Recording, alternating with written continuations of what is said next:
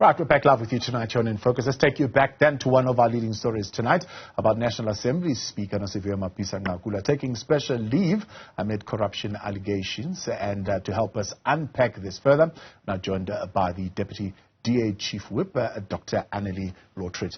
Good to have you, Dr. Lotriet, and thank you very much for your time. The Democratic Alliance has been calling, at least for the National Assembly Speaker to step aside. Now she's taken special leave. How do you receive the news? Well, yes, we have, when the story broke about the raid on her home earlier this week, we said that she should step down. That would be the right thing to do. Now, today we've heard the news that she has issued a statement in which she says she has taken special leave.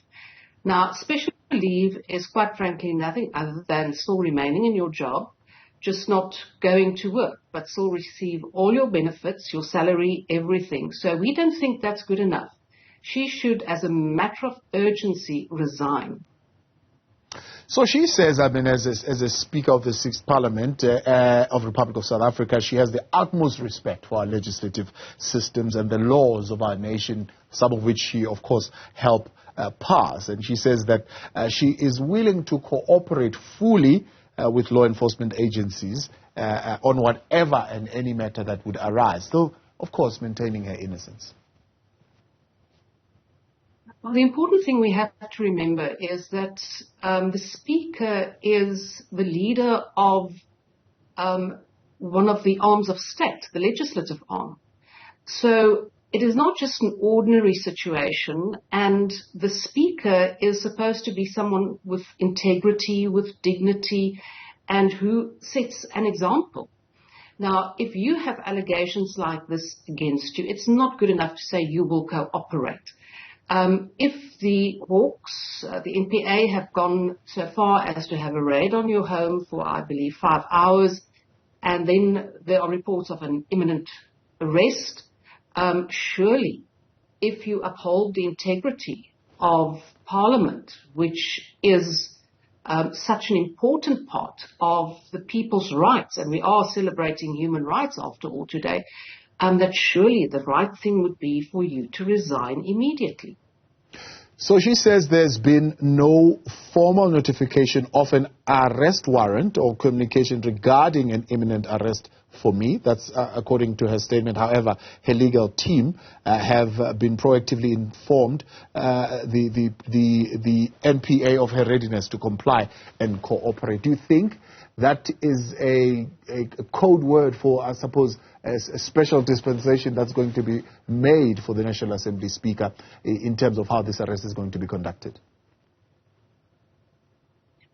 Well, it could be a code word for a special dispensation, but we also have to understand that in South Africa we are all equal before the law. Politicians do not have special rights.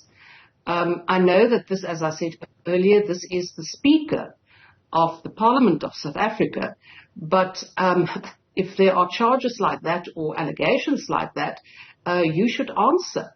So I suspect the fact that she has also decided today to not go on the trip to Geneva and Switzerland for the IPU is part of the seriousness of this matter, and that it is not just something that she can deal with later. So if there was no, I think, certainty about an imminent arrest, she would have gone. Yeah. She says the decision by myself is meant to protect the integrity of Parliament, as you've already mentioned, and ensure its sacred duty and its name continues unblemished. The Chief Whip of the ANC would have said that she doesn't see how this matter would blemish the integrity of Parliament because it didn't happen with her as the National Assembly Speaker. It happened, if it did happen, a matter that relates to her when she was the Minister of Defence. That's quite a contradicting statement. Your integrity doesn't start the moment you are chosen to be the Speaker of Parliament.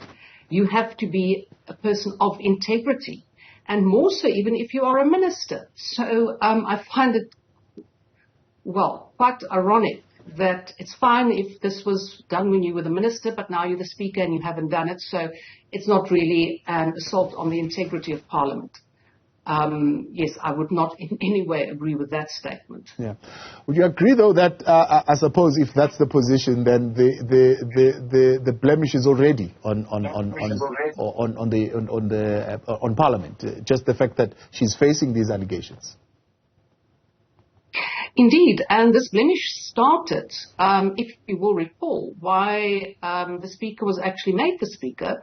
It was after her disastrous tenure as Minister of Defence, and all the allegations there of her bringing or abusing state resources, such as planes and flights. So this is not something new that we are now encountering. This one is now just specifically that there was an investigation, a raid on her home, and it has come to the fore. But remember that the President removed her as Minister of Defence. In fact, he redeployed her to a higher position to become the Speaker after all the issues that were levelled against her, all the allegations. Dr. Lotriet, appreciate your time. Thanks so much for coming on. The Deputy DA Chief Whip, Dr. Annelie Lotriet.